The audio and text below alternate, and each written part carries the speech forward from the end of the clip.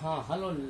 आपको ATC English classes से translation और ग्रामर दोनों को हम आपको बतावेंगे। अगर आप ट्रांसलेशन मान कर चलते हैं ये भी आपके लिए उपयोगी है, और ग्रामर मान कर चलते हैं ये भी उपयोगी है। जिस तरह से आदमी को दोनों चाहिए, हवा भी चाहिए और पानी भी चाहिए जिंदा रहने के लिए, तो सेम उसी तरह से इंग्लिश को समझने के लिए ग्रामर और ट्रांसलेशन दोनों चाहिए।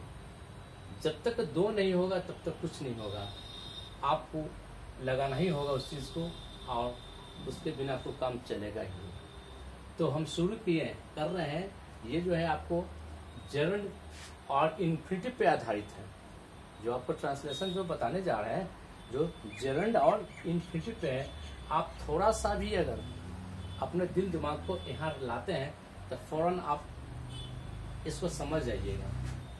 और वर्ड आप याद रखें कम से कम। अब मान के चलिए कि आप गाड़ी खरीद लिए तो पेट्रोल भी आपको देगा गाड़ी वाला, ऐसा तो नहीं ना है। आप पेट्रोल करिए तब गाड़ी चलाइए। तो उसी तरह से हम तो आपको बता दिए, अब हम आपको बता दिए तो हम ही बार बार आपको वर्ड मीनिंग भी बतावे। भाई कहाँ के समझदारी बताइए। वैसे समझदारी पे लानत है कि आप मतलब उतना भी नहीं है विद्यार्थी के गुण रखते हैं, तो इस चीज को कैसे हल कीजिएगा जनाब। कम से कम आप सोचिए, आप हर चीज को समझिए, कहाँ पर वह जायज है कहाँ पर नाजायज है। तो हम तो आपको एक लाइन बता दिए, उस लाइन पे आप तरह तरह के चाहिए तो आप दे दीजिएगा, भर दे दीजिएगा, तो आपको चलता हुआ चला जाएगा। जैसे मिसाल के तौर पे हम कहेंगे लिखना आसान है और पढ़ना कठिन है, तो आप क्या कीजिएगा, to write is easy and to read is hard कर सकते हैं। बहुत आदमी डिफिकल्ट ही बोलते हैं, कोई दिक्कत नहीं है, आप समझने का फेर है। या आप चाहिएगा कि इसको खत्म कीजिएगा, आइंज लगाइए तो टू नहीं लगेगा, और बाकी सबको लिख दीजिए यहाँ जो ही टू हटाइए आइंज लगाइए, ये भी हो जाएगा। तो क्या होगा, writing is easy and reading is hard. लिखना आसान है और पढ़ना कठिन या मुश्किल है, जो कि हम आपको पढ़ना कठिन है लिखे मुश्किल भी लिख सकते हैं, ठीक है। उसी तरह से दूसरा एग्जाम्पल दें, कहना आसान है और करना कठिन है। बहुत सारी में ना कहते हैं करेगा नहीं, कथनी या करनी में फर्क, तो वही फर्क है यहाँ पर। कहना आसान है और करना कठिन है। तो कहना है तो आप लिख ही ना देना, to say is easy and to do is hard. या इसको आप खत्म कर दीजिए तो आईएनजी लगा दीजिए, तो ये भी आपको ही हो जाएगा, इसमें कोई शक नहीं है। इंग्लिश दो होंगे लेकिन बात एक ही होंगे। पहले ही मैंने आपको बोला कुछ आदमी को आदत होती है घुमा करके बोलने की, तो ये घुमा करके बोला जाए, लेकिन इसका ये हिंदी यही है, झगड़ा करने की जरूरत नहीं है आपको, ठीक है।